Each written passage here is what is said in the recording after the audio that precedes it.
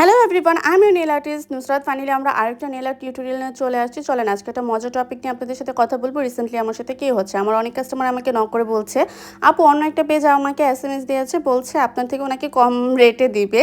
তো আমি তখন শুনে না খুব অবাক হয়ে যাই, মানে আমি কী করবো। আমি তখন খুব হাসি মনে মনে যে মানে এমনি পাবলিক প্লেস আর তখন তো হাসা যায় না। যাই হোক, তখন আমার মনে মনে খুব হাসি পায়। তারপর আমি বলি মাশাআল্লাহ ভালো তো, দেখুন আপনি নিয়ে নিতে পারেন।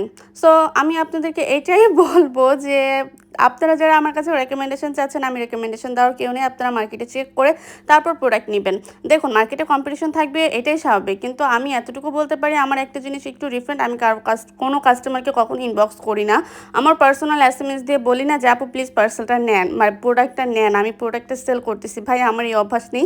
যারা আমার থেকে নিচ্ছেন তারা জানেন আমার কোয়ালিটি, আমি কি কোয়ালিটির প্রোডাক্ট দিচ্ছি, কি সার্ভিস দেয়, অ্যান্ড মোস্ট ইম্পর্টেন্টলি যে আমি কতটুকু আপনাদের জন্য চেষ্টা করি আপনাদেরকে অনেস্ট একটা সার্ভিস দেওয়ার। কম দামে সবাই দিতে পারে, কিন্তু ট্রাস্ট বিল্ড করতে সবাই পারে না। আরেকটা কথা বলি, আপনি যে কাস্টমারকে টেক্সট দিয়ে যে কাস্টমারকে কনভিন্স করে প্রোডাক্ট সেল করবেন, সে কাস্টমার কখনই আপনার রিপিটেড কাস্টমার হবে না। বাট আলহামদুলিল্লাহ আমার জায়গা থেকে আমি এতটুকু বলতে পারি, আমার কখনো কোনো কাস্টমারকে টেক্সট দিতে হয়নি। আমার কাস্টমাররা আলহামদুলিল্লাহ রিপিটেড কাস্টমার। আমার কাস্টমাররা ইভেন বিভিন্ন জায়গায় আমার পেজকে রেকমেন্ড করে, বিকজ তারা জানে আমার কোয়ালিটিটা কী। যেহেতু আমি নিজে প্রফেশনাল আর্টিস্ট, সো আমি কখনোই আমার প্রোডাক্টের কোয়ালিটি নিয়ে কম্প্রোমাইজ করি না আলহামদুলিল্লাহ।